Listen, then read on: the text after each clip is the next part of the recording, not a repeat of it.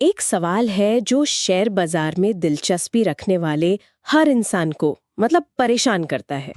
ऐसा कैसे होता है कि कुछ लोग लगातार करोड़ों कमाते हैं जबकि मतलब 90% से ज्यादा लोग अपना पैसा गवा देते हैं? हाँ, क्या उनके पास कोई राज होता है, कोई सीक्रेट टिप्स? और यही वो पहेली है जिसे आज हम सुलझाने की कोशिश करेंगे। आज हमारे हाथ लगा है जैक डी श्वागर की मशहूर किताब स्टॉक मार्केट विजर्ड्स का एक बहुत ही गहरा सारांश। अच्छा।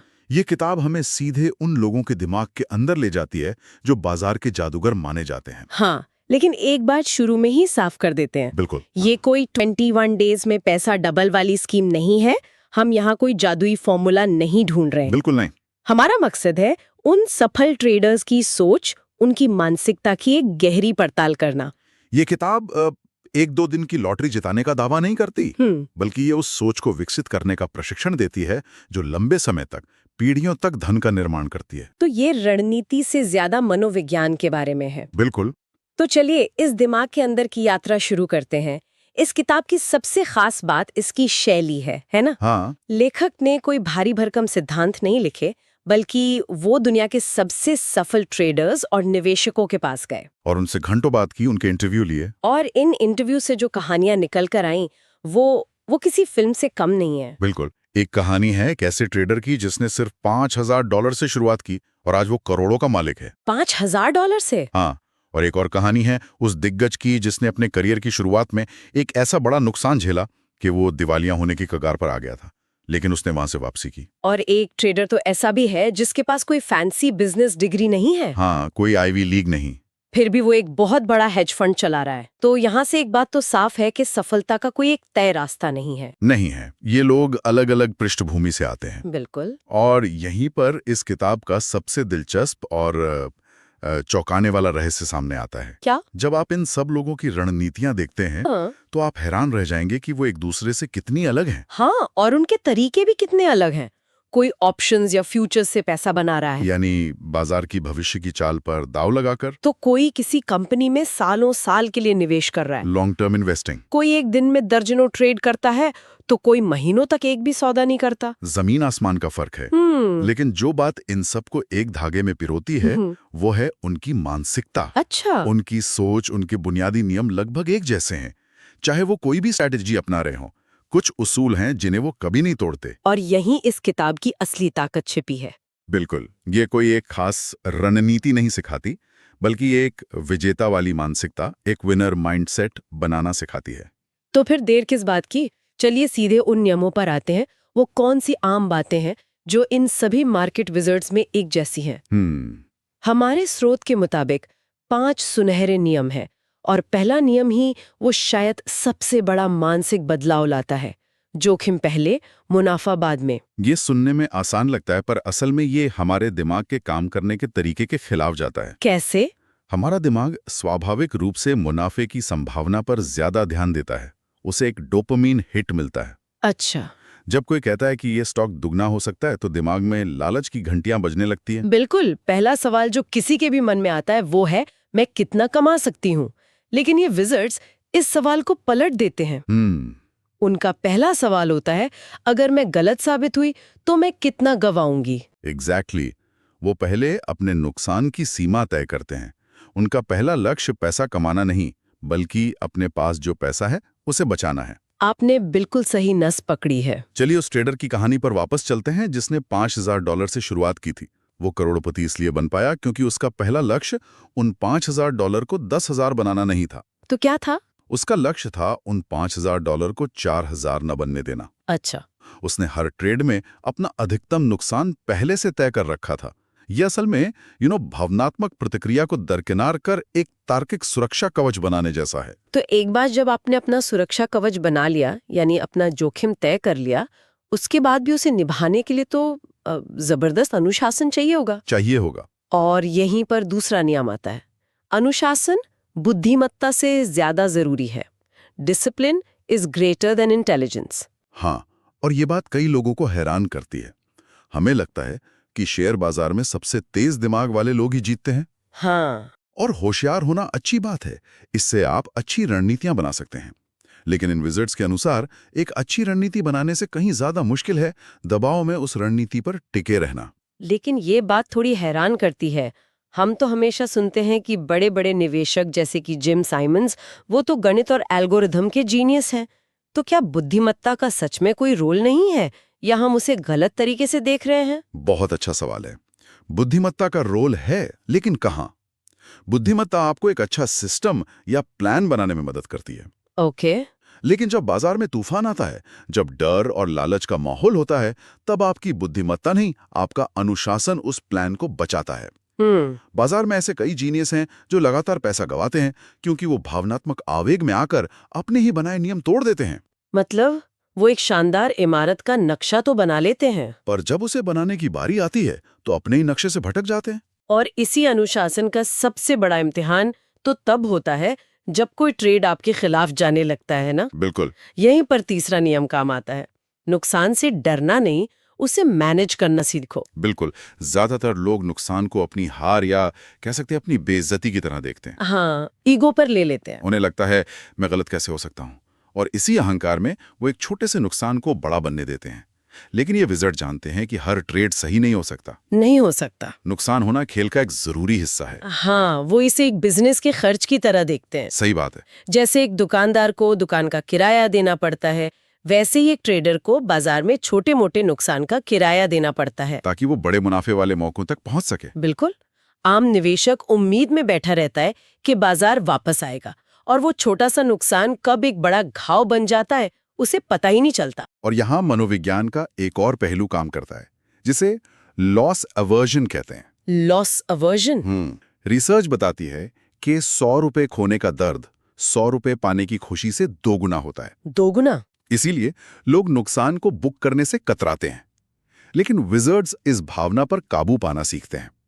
वो जानते हैं कि मुनाफा बाजार के हाथ में है, पर नुकसान काटना वो पूरी तरह से उनके अपने हाथ में है। वे अपने घाटे को जल्दी काटते हैं और अपने मुनाफे को दौड़ने देते हैं। तो ये बात तो साफ है कि आपको अपने घाटे को नियंत्रित करना है।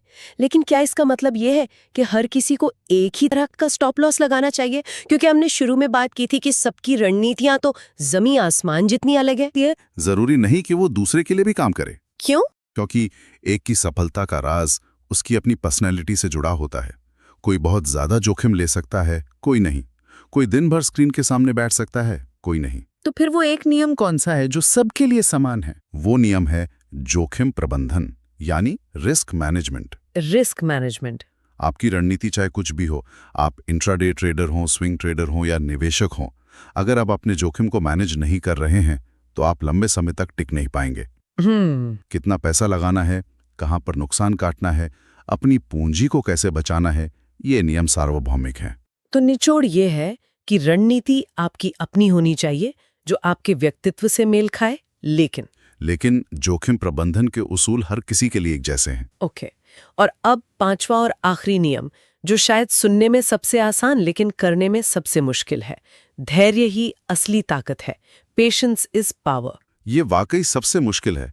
बाजार हर रोज खुला होता है, हर पल कीमतें ऊपर नीचे होती हैं, और हमेशा ये लगता है कि कोई बड़ा मौका हाथ से निकल रहा है। बिल्कुल। इस माहौल में कुछ न करना, सिर्फ इंतजार करना, बहुत ज्यादा मानसिक शक्ति की मांग करता है। ज्यादातर लोग बेचैन हो जाते हैं और जबरदस्ती के ट्रेड करने लगते हैं, जिसे ओवर ट्रेडिंग कहते हैं। और जाहिर है जब आप जबरदस्ती ट्रेड करते हैं तो आप गलतियां करते हैं। बिल्कुल। इन विजार्ड्स का नजरिया एक शिकारी जैसा होता है। शिकारी? हाँ, एक शिकारी हर रोज जंगल में जाकर हर जानवर के पीछे नहीं भागता। वो सही समय, सही मौसम और सही शिकार का इंतजार करता है। वो झाड़ियों में घंटों, यहां तक कि दिनों तक बिना हिले डुले बैठा रह सकता है। ज्यादातर ट्रेडर्स बाजार में हर रोज दौड़ना चाहते हैं, जबकि विजार्ड्स उस एक सही मौके के लिए शिकारी की तरह इंतजार करते हैं। तो वो मानते हैं कि कम ट्रेड करना बेहतर है। हाँ, वो जानते हैं कि साल के सिर्फ 2-4 बड़े और सही ट्रेड ही उन्हें वो मुनाफा दे सकते हैं जो दूसरे लोग सैकड़ों छोटे छोटे ट्रेड करके भी नहीं कमा पाते। तो जब कोई इन सभी चीजों को एक साथ मिलाता है, जोखिम प्रबंधन, अनुशासन, धैर्य, तो क्या यही वो गुप्त सॉस है जिसकी हम शुरू में बात कर रहे थे? क्या यही लगातार पैसा कमाने का राज है? एक तरह से हाँ। अगर हम इन सभी नियमों को एक साथ देखें तो एक बड़ी तस्वीर उभर कर सामने आती है। अच्छा। ये सिर्फ ट्रेडिंग के कुछ टिप्स नहीं है, ये भावनात्मक जुए से हटकर एक व्यवस्थित और पेशेवर दृष्टिकोण की ओर एक बहुत बड़ा बदलाव है। ये सभी नियम जोखिम प्रबंधन के एक ही धागे में पिरोए हुए हैं और अंत में ये सब एक ही विचार पर आकर टिकता है। बाजार में लंबे समय तक टिके रहना ही जीतने के बराबर है। टिके रहना ही जीतना है। हाँ, अगर आप बड़े नुकसान से बच गए तो मुनाफा कमाने के मौके अपने आप आएंगे। तो इन सब सिद्धांतों का असल मतलब क्या है? कोई इन्हें अपने जीवन में कैसे उतार सकता है? हमारा स्रोत कुछ व्यवहारिक कौशलों की सूची देता है जो ये किताब सिखाती है। जैसे ट्रेडिंग में एक प्रोफेशनल सोच कैसे विकसित करें। पेशेवर सोच का मतलब है ट्रेडिंग को एक बिजनेस की तरह देखना, न कि एक शौक या लॉटरी की तरह। ओके। हर बिजनेस में लागत होती है, जोखिम होता है और एक योजना होती है। ठीक उसी तरह ट्रेडिंग में भी एक योजना होनी चाहिए और छोटे नुकसान को बिजनेस की लागत के तौर पर देखना चाहिए, ना कि अपनी नाकामी के तौर पर। दूसरा कौशल, बड़े नुकसान से कैसे बचें, इस पर तो हम काफी बात कर चुके हैं। हाँ। और तीसरा है ओवर ट्रेडिंग से कैसे बचें। हाँ। ये धैर्य वाले नियम से जुड़ा है। हाँ, और ओवर ट्रेडिंग से बचना सिर्फ कमीशन या ब्रोकरेज बचाने के बारे में नहीं है, इसका एक गहरा मनोवैज्ञानिक पहलू भी है। वो क्या है? जब आप बार बार ट्रेड करते हैं तो आप अपनी मानसिक ऊर्जा खत्म कर देते हैं। आप थके हुए दिमाग से फैसले लेने लगते हैं जो अक्सर गलत होते हैं। ये कुछ ऐसा है जैसे एक क्रिकेटर हर गेंद पर छक्का मारने की कोशिश करे। हाँ, बिल्कुल। वो न सिर्फ जल्दी आउट हो जाएगा बल्कि अपनी ऊर्जा भी बर्बाद कर देगा। बेहतर है कि वो खराब गेंदों को जाने दे और सिर्फ उस सही गेंद का इंतजार करे जो उसके पाले में आए। बहुत बढ़िया उदाहरण है। ओवर ट्रेडिंग से बचना असल में अपनी मानसिक पूंजी को बचाने और सही अवसरों की प्रतीक्षा करने के बारे में है।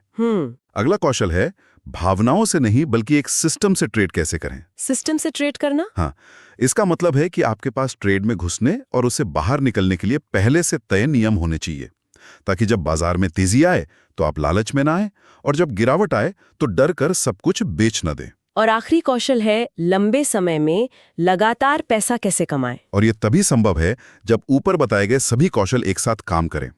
जब आप जोखिम को मैनेज करते हैं, बड़े नुकसान से बचते हैं, धैर्य रखते हैं और एक सिस्टम का पालन करते हैं, तो नतीजा अपने आप लगातार मुनाफे के रूप में सामने आता है। तो ये एक दिन का जादू नहीं है। नहीं, ये सालों की साधना का परिणाम है। तो ये सब सुनने के बाद ये साफ है कि ये जानकारी किसके लिए सबसे ज्यादा फायदेमंद हो सकती है। स्रोत के अनुसार ये उन लोगों के लिए गेम चेंजर हो सकती है जो मिड कैप या इंट्राडे में बार बार नुकसान का सामना कर रहे हैं। हाँ, क्योंकि ये वो लोग हैं जो शायद बहुत ज्यादा जोखिम ले रहे हैं या बिना किसी ठोस योजना के काम कर रहे हैं। ये उन लोगों के लिए भी है जो रणनीतियां बदल बदल कर थक चुके हैं। आज एक YouTube वीडियो देखा, कल दूसरा, और हर हफ्ते एक नई स्ट्रैटेजी अपना रहे हैं। ये एक बहुत आम समस्या है।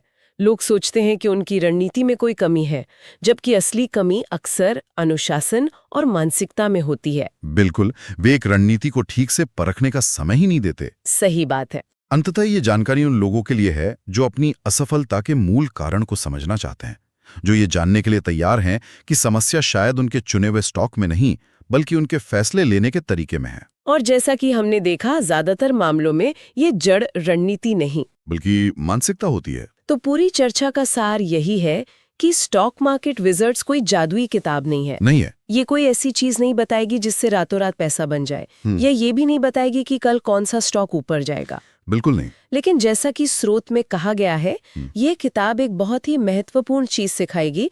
जब बाजार नीचे जाए तो आप कैसे बचे रहें। हाँ।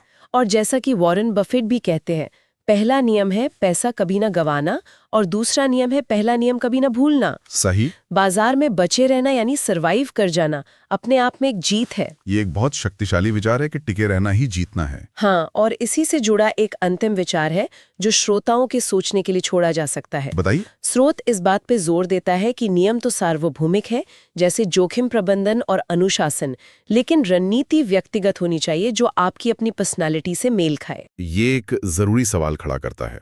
अगर ऐसा है तो कोई व्यक्ति उन सार्वभौमिक नियमों में फिट होने वाले अपने अद्वितीय ट्रेडिंग व्यक्तित्व की खोज कैसे करे? अच्छा सवाल है। इस खोज में किसी की व्यक्तिगत ताकत और कमजोरियां, जैसे कि धैर्य का स्तर या जोखिम लेने की क्षमता, क्या भूमिका निभा सकती है? ये बाजार में पैसा बनाने से भी पहले खुद को समझने की एक यात्रा है।